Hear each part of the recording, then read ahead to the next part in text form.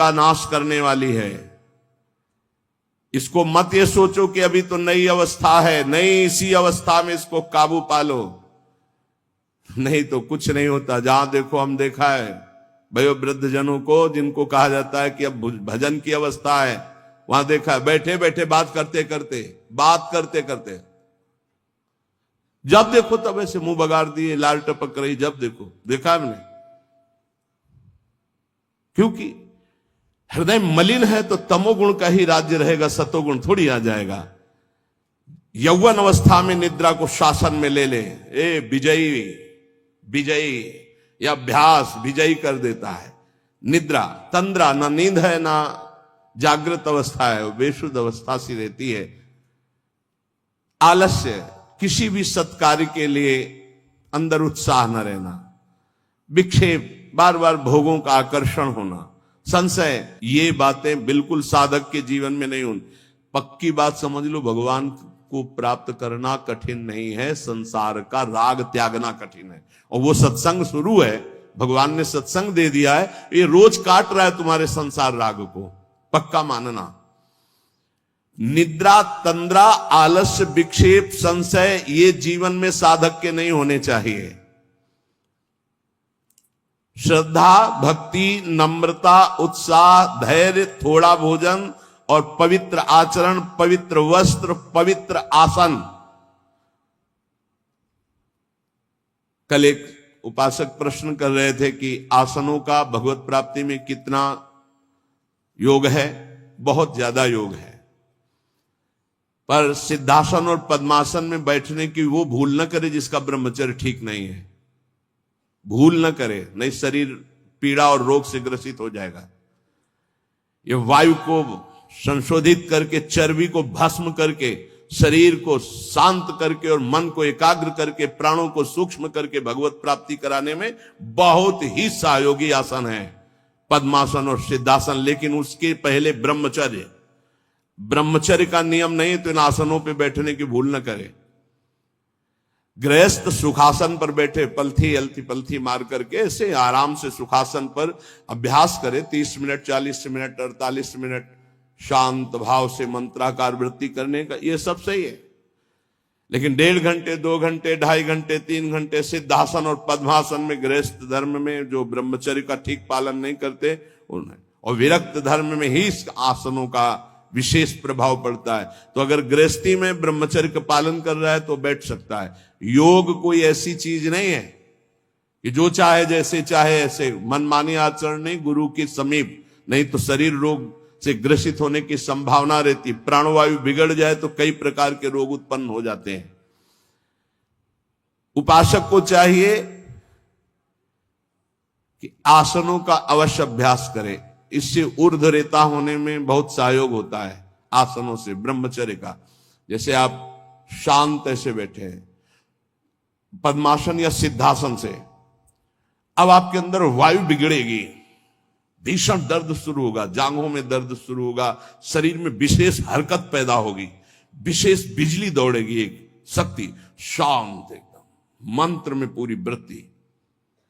अब वो बिजली जो पावर पैदा हो रही, वो आपकी सुषुम्ना नाड़ी को, जो सीधी 90 अंश के कोण में साधन में बैठा जाता है, सीधे मेरुदंड, सीधे सीधे ऐसे, यहां से नापा जाए तो सीधे ऐसे 90 अंश का, वो ऐसे नहीं होना चाहिए। जितने मिनट, 1.25 घंटा, 1.5 घंटा, 2 घंटा सीधे ऐसे। आज्ञा चक्र पर दृष्टि हो आंतरिक या नासाग्र दृष्टि हो, और उसमें बार बार मंत्र लिखा जा रहा हो, चूक नहीं होनी चाहिए। मंत्र की चूक नहीं, बहुत जल्दी लाभ प्राप्त होता है, पर इसके लिए पूर्ण ब्रह्मचर्य की आवश्यकता है। जरा भी चूक नहीं, जैसा कह रहे हैं वैसा। प्राण सूक्ष्म होने लगेंगे, मन एकाग्र होने लगेगा, शरीर शांत होने लगेगा, चंचलता रहित। पर एक बार पसीना पसीना, एक बार भीषण कष्ट प्रतिदिन, जब तक शून्यावस्था नहीं आती शरीर की, तब तक वो साधक को, यही पापों को भस्म करता है। यही आसन उसको दिव्यता प्रदान करते हैं। अब इतनी हीट पैदा होती है उसके अंदर, अगर संयम से नहीं है तो बेविचारी बन जाएगा। बहुत ध्यान देने योग्य बात, उस समय उसकी कुंडलनी, उसकी सुषुम्ना नाड़ी, उसकी हर नाड़ी एक्टिव होती है उस गर्मी से, आध्यात्मिक शक्ति से। अगर वो व्यभिचार की जरा भी गलती करेगा तो कुंडलनी की अधोगति हो जाएगी, अधोगति नीचे की तरफ हुई, भारी व्यभिचारी बन जाएगा। ये ऊर्ध्वगामी जीव ही सुषुम्ना मार्ग संचारी, सुषुम्ना मार्ग से संचरण हुआ, आजीवन के लिए काम रूपी वेदना से मुक्त हो जाएगा। जे ही वो ऊर्ध्वरेता ब्रह्मचारी हुआ, संकल्प ही खत्म काम का, नष्ट हो जाएगा। एक ऐसी परमानंदमय स्थिति योगी की, वही सब बिना कुछ किए ये स्वाभाविक हो जाएगा यदि नाम जब श्वास प्रश्वास से किया जाए। ध्यान रखना, एक इतना कठोर और एक इतना सहज, श्वास प्रश्वास पर ध्यान है, हर समय नाम चल रहा है, वो सब बड़े शीतल प्रकृति से जागृत कर देगा। कुंडलनी जागृत हो जाएगी, सुषुम्ना मार्ग संचारी संचरण होने लगेगा। नाम जप में सब सामर्थ्य विराजमान है। ये केवल प्रवचन की बात नहीं कर रहा, अनुभव की बात कह रहा हूं। पूरे शरीर को झकझोर के रख देती जिस समय कुंडलनी जागृत होती यौगिक क्रियाओं के द्वारा, और नाम के द्वारा जब जागृत होती तो पता ही नहीं चलता कब जागृत हो गई। ये ध्यान रखो, वही नाम से ऐसे सहज में जागृत हो जाती कि उसको पता भी नहीं चलता कि हमारे अंदर कुंडलनी जागृत हो गई क्या, सुषुम्ना मार्ग खुल गया है क्या। खूब नाम में प्रीति। सदाचार पूर्वक आसनों का सेवन, ये तो सदगृहस्थ भी कह सकते। 45 मिनट आप सुखासन पर बैठने का अभ्यास करें। अगर थोड़ा भी परमार्थ पे, कम से कम 24 घंटे में 2 बार आसन में बैठने का तो अभ्यास। सुखासन ऐसे पलथी मारकर ऐसे आराम से, या अर्ध पद्मासन, एक टांग के ऊपर, बाई टांग के ऊपर दाई टांग ऐसे चढ़ा करके आराम से, ये आराम आसन है। जो वयोवृद्ध हैं थोड़ा कुर्सी या सोफा या जैसे भी बैठो, पर ऐसा नहीं कि एक एक मिनट में इधर उधर, थोड़ा सा शांत बैठने की कोशिश करो।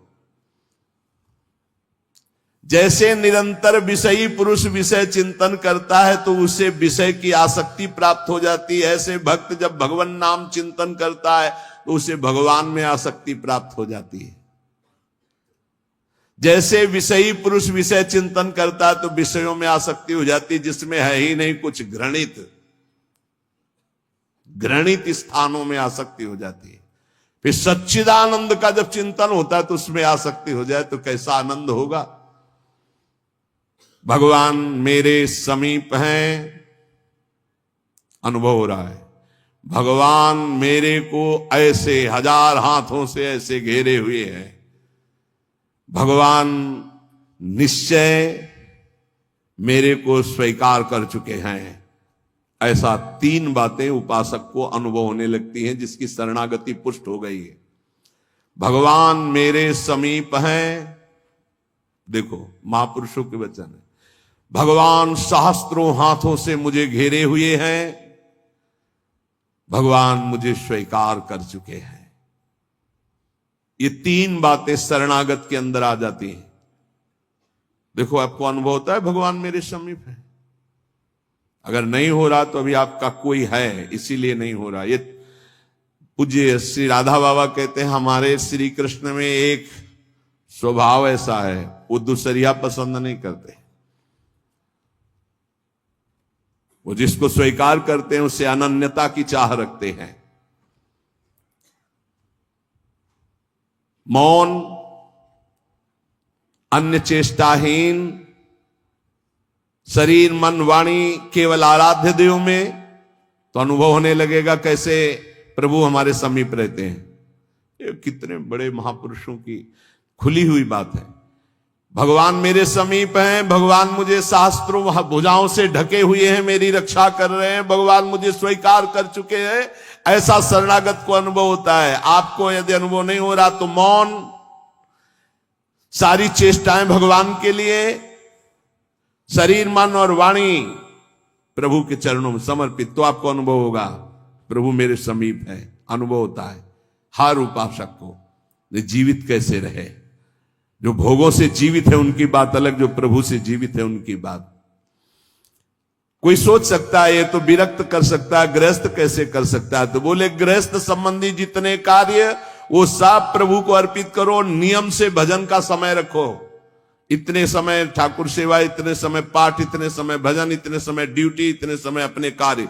समय से सब कार्य, सांसारिक कार्यों को भी समय से करो और भगवद अर्पित करो। जब तक दूसरों से क्रोध करते हो, द्वेष करते हो, कपट रखते हो, स्वार्थ भरा व्यवहार करते हो, अभिमान भरी वाणी बोलते हो और लोक में दूसरों की निंदा करते हो, तब तक हृदय में विद्यमान भगवान होने पर भी तुम ये अनुभव नहीं कर सकते कि वो मेरे समीप हैं। बहुत अमृत में वचन है, पता नहीं आपको कैसे लग रहे हो, बिल्कुल अंदर का ऑपरेशन है। जब तक दूसरों से क्रोध करते हो, द्वेष करते हो, कपट भरा व्यवहार करते हो, स्वार्थ रखते हो, अभिमान भरी बात बोलते हो, दूसरों की निंदा करते हो, तो हृदय में विद्यमान रहने पर भी भगवान का अनुभव नहीं कर सकते कि वो मेरे समीप हैं। ब्रह्मचर्य में जीवन परम पुरुषार्थ में जीवन होता है। ब्रह्मचर्य ही ब्रह्म की प्राप्ति का मुख्य हेतु होता है। ये मुख्य हेतु होता है। मान लो जिसके त्यागने में इतना सुख है, उसको रोकने में कितना सुख होगा। मान लो ये डॉक्टरों की ये बात हमारी समझ में नहीं आती जो ये कहते हैं कि ऐसा करना ठीक है। हमको उन लोगों की बात समझ में नहीं आती जो कहते हैं सर्वनाश का खेल खेलो और तुम स्वस्थ रहोगे। भगवान ऐसों की बुद्धि को बचाएं जो प्रमाण देना चाहिए कि हमारी नई पीढ़ी, हमारी नई समाज कैसे संयम में रहकर ऊपर उठती है। कोई भी घड़े में छेद कर दो भर जाए, ऐसा कैसे हो सकता है। चलनी में गैयादू है, दोष दैव को दे, हरि गुरु कहो न माने। कैसा कलयुग बढ़ गया है कि प्रमाण दिया जाता है सीरियल नौटंकी नाटकों से और डॉक्टरों से। कैसी बुद्धि भ्रष्ट हो गई है उपदेश देने वालों की। धर्म शास्त्रों की अवहेलना करके ऐसे उपदेश देने वालों को नरकी गति प्राप्त होगी, कोई भी हो। क्यों? क्योंकि वो जब ऐसा उपदेश कर रहा है तो स्वयं उसकी ऐसी धारणा है। और व्यभिचारी की गति कभी शुभ नहीं हो सकती। व्यसनी धन शुभ गति व्यभिचारी कभी नहीं हो सकती।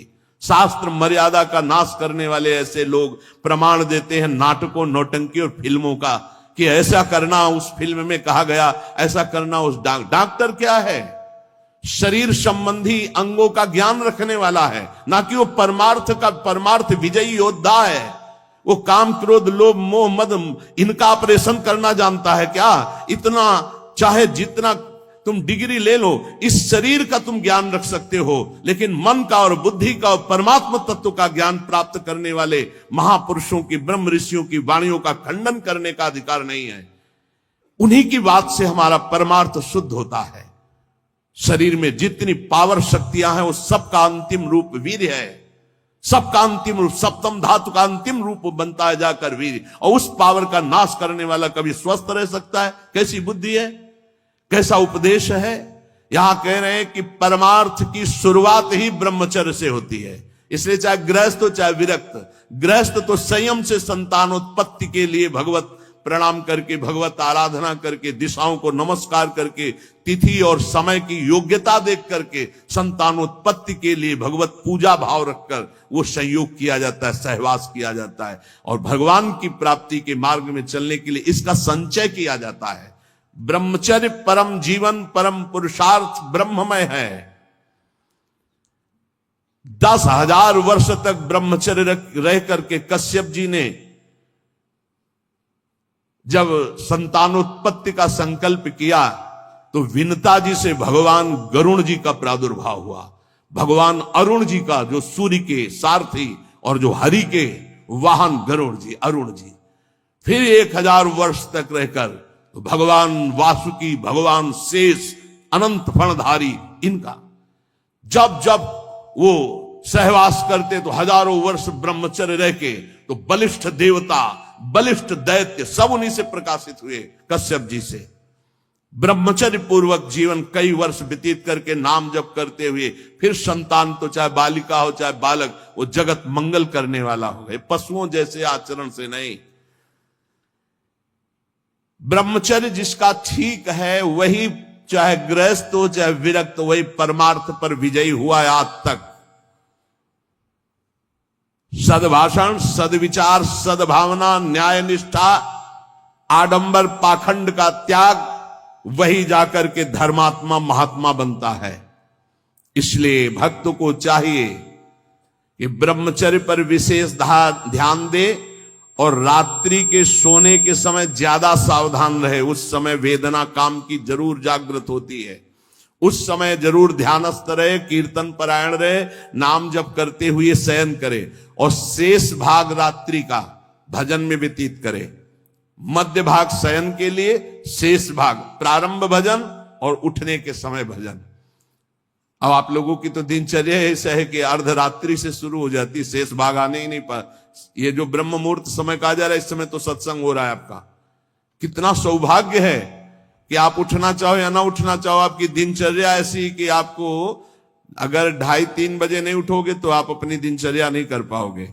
कितना सौभाग्य कि श्री जी ने ऐसे हमको विवश करके साधन में लगा दिया है। विवश ना चाहे तो भी उपस्थित होना पड़ेगा।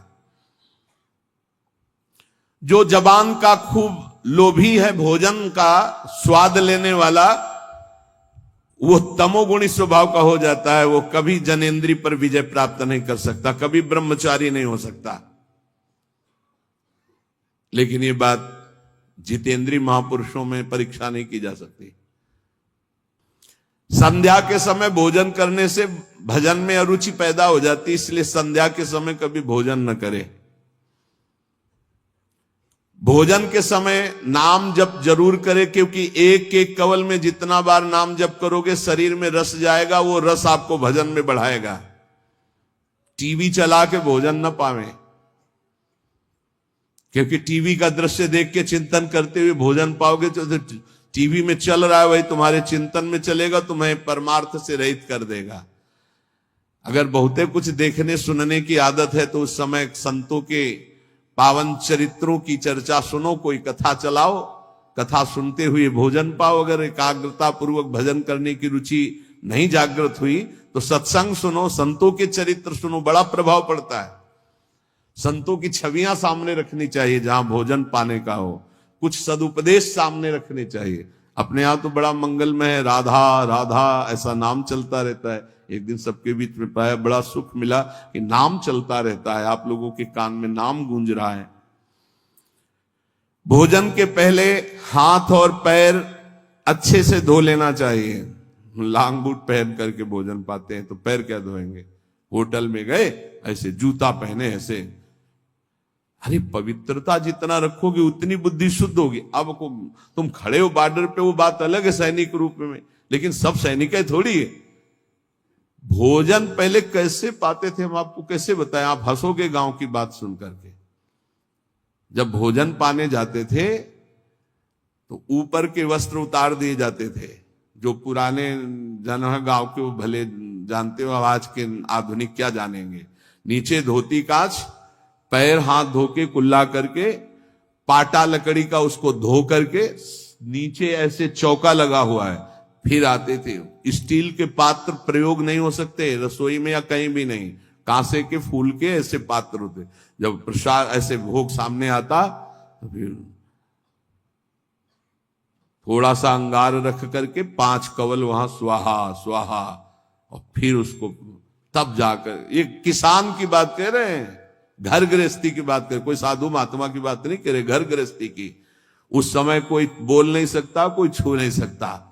ऐसे पवित्र, तब विचार पवित्र होते, तब उनके चिंतन में सत्य धर्म ऐसे आ जाना है। पशुता का कौन बना रहा है, कैसा बना रहा है, कोई मतलब नहीं, खाए जा रहे हैं, बस चर्बी बढ़ी जा रही है, पेट जो है झुकने लायक नहीं रह गया है। 4 सीढ़ी चढ़े तो नए नए बच्चे होश में। ये ज्यादा मोटापा जो चर्बी का है, ये बाहरी होटलों वाले भोजन में सब नहीं।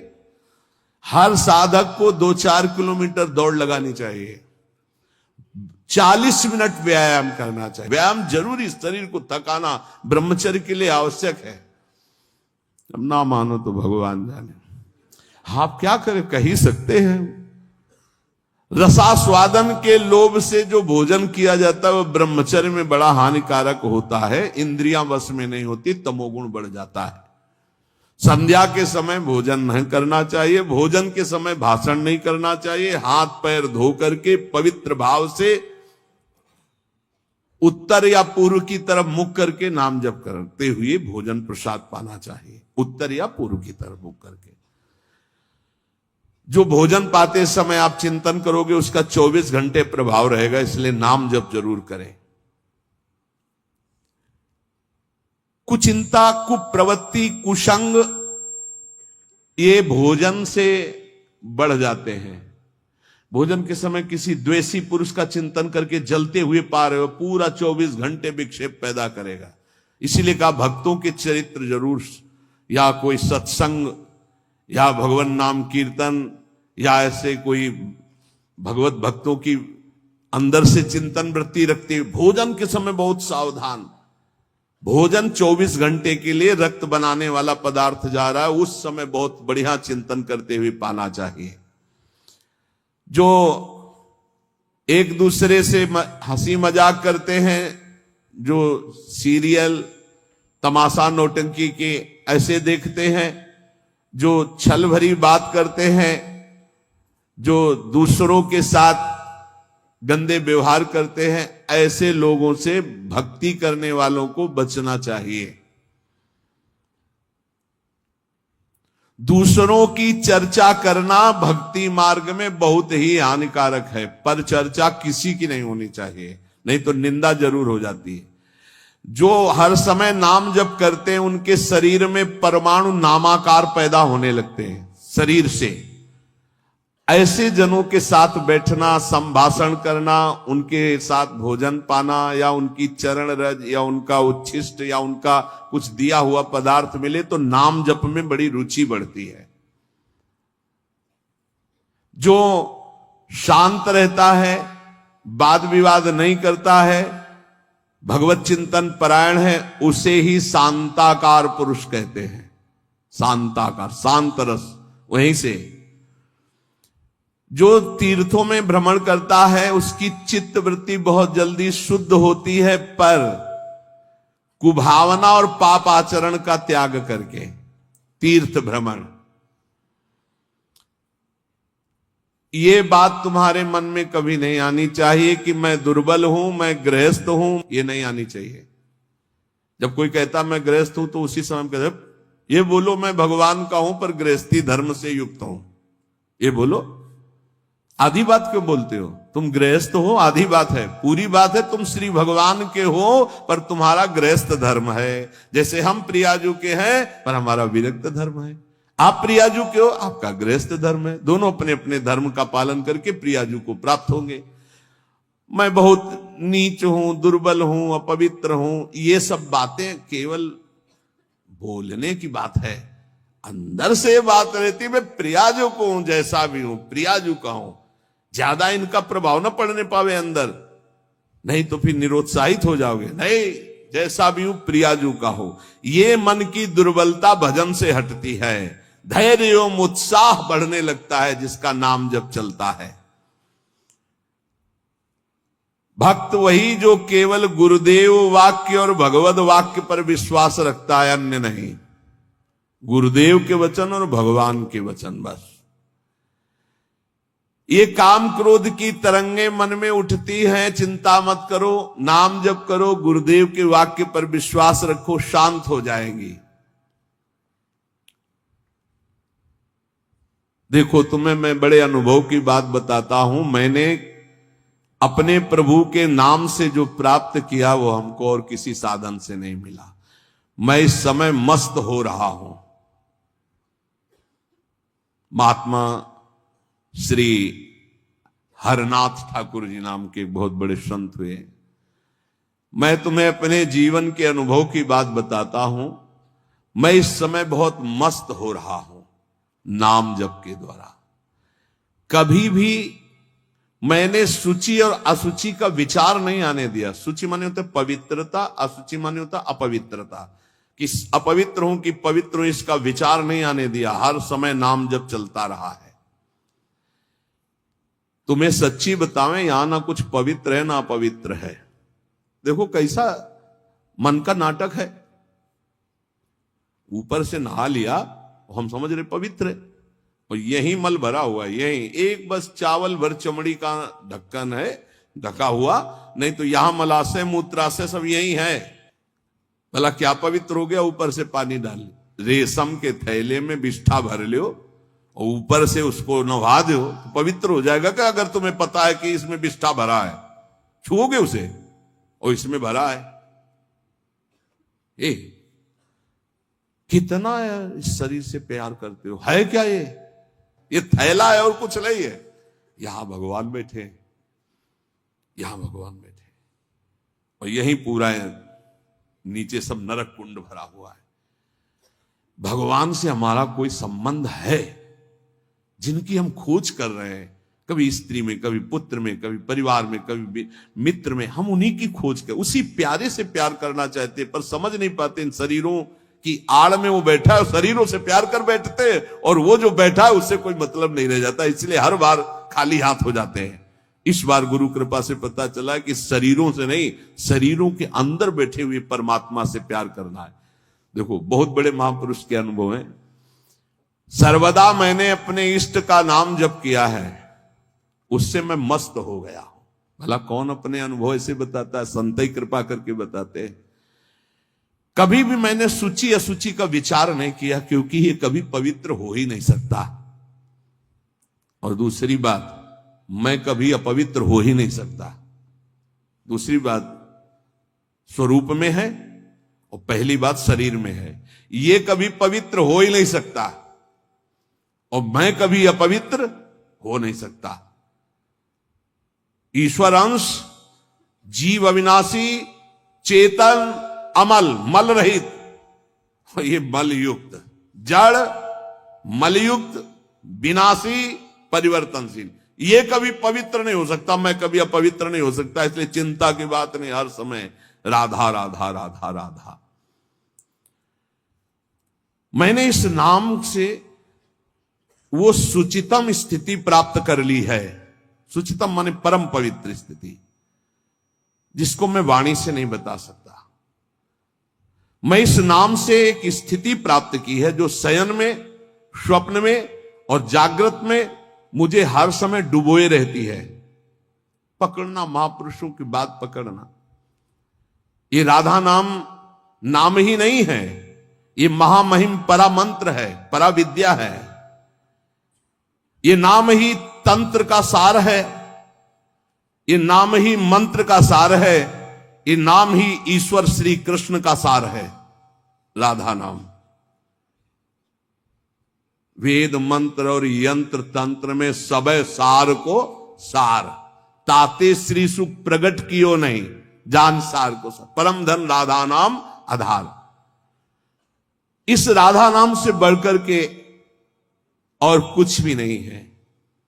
श्री कृष्ण भी इसी नाम का जप करते हैं, और श्री कृष्ण ही